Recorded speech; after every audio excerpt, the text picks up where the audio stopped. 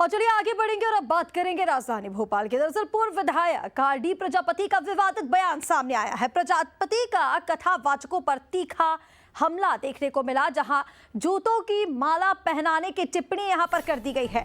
जगतगुरु रामभद्राचार्य पर भी निशाना साधा, धीरेन्द्र शास्त्री अनिरुद्धाचार्य पर भी निशाना साधा। ओबीसी एससी एसटी महासम्मेलन के मंच से यह विवादित बयान दिया गया। दरअसल दशहरा मैदान में ओबीसी एससी एसटी महासम्मेलन का आयोजन आज किया गया। आईएएस संतोष वर्मा के समर्थन में दरअसल यह महासम्मेलन था और इसी दौरान ये विवादित बयान पूर्व विधायक की ओर से दिया गया। भोपाल के दशहरा मैदान में आज ओबीसी एससी एसटी महासम्मेलन का आयोजन, जो आईएएस संतोष वर्मा के समर्थन में और कई सामाजिक मांगों को लेकर बुलाया गया था। कार्यक्रम के दौरान पूर्व विधायक आरडी प्रजापति ने मंच से विवादित और एक आपत्तिजनक बयान दिया कथावाचकों को लेकर के, और तीखा हमला बोला और कहा कि उन्हें जूते की माला पहनाकर घुमाया जाए। एक अंधाचार है, वो कहता है वंडरफुल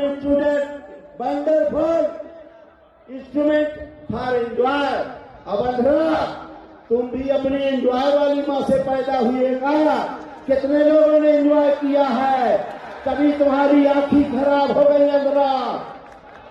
एक बाबा लाली लगाकर कहता है, अरे हमारी बहन बेटियां 25 साल से 20 साल जो आती है वो 10 जगह मुंह मार के आती है, अपनी जवानी उतार के आती है। उनके ऊपर कार्रवाई क्यों नहीं? मैं चाहता हूं हमको फांसी दी जाए, डॉक्टर वर्मा जी को, संतोष वर्मा जी को आईएएस हटा दिया जाए, लेकिन पहले उनके जूतों की माला पहनाकर नंगा घुमाया जाए। तो जिस आईएएस संतोष शर्मा के समर्थन में यह महासम्मेलन चल रहा था, वो पहले ही एक विवादित बयान दे चुके हैं। अभी वो भी ठीक तरीके से नहीं थमा कि उन्हीं के समर्थन में यह महासम्मेलन में एक और विवादित बयान पूर्व विधायक की ओर से दे दिया गया। और चलिए हमारे साथ दो राजनीतिक मेहमान जुड़ रहे हैं, उनसे जरा बातचीत करते हैं, उनसे जानते हैं कि उनका पक्ष क्या है। यशपाल सिंह सिसोदिया पूर्व विधायक बीजेपी से हमारे साथ जुड़ गए हैं और इसी के साथ फिरोज सिद्दीकी प्रवक्ता कांग्रेस से हैं, हमारे साथ फोन लाइन पर जुड़ गए हैं। और पहले यशपाल जी, मैं आपके पास आना चाहूंगी, कैसे आप पूर्व विधायक के इस बयान को देख रहे हैं जहां वो कथावाचकों को जूते चप्पल पहनाने की बात कर रहे हैं? ऋषिका जी, जिन विषय को लेकर के और ये सम्मेलन आहूत हुआ था, वो विषय एक आईएएस अधिकारी से संबंधित था या उनके समर्थन को लेकर के एक मंच पर इस प्रकार के कार्यक्रम की आयोजना थी। वो आयोजन अपनी जगह ठीक हो सकता है, ठीक नहीं हो सकता, एक अलग विषय है। लेकिन मेरा कहना यह है ऋषिका जी के इस मंच पर संतों की बेइज्जती करना, सनातन धर्म की बेइज्जती करना हजार वर्षों से परंपरा रही है, ऋषियों की, मुनियों की, आचार्यों की, संतों की, कथावाचकों की। और ऐसे मंचों से क्यों और किस प्रकार से पूर्व विधायक श्री आरडी प्रजापति जी ने सम्मानित संतों के बारे में अपमानजनक टिप्पणियां करी है और उनको जूतों की मालाएं पहनाए जाने की बात करी है। ये संत लोग समाज को जागृत करने का काम करते हैं।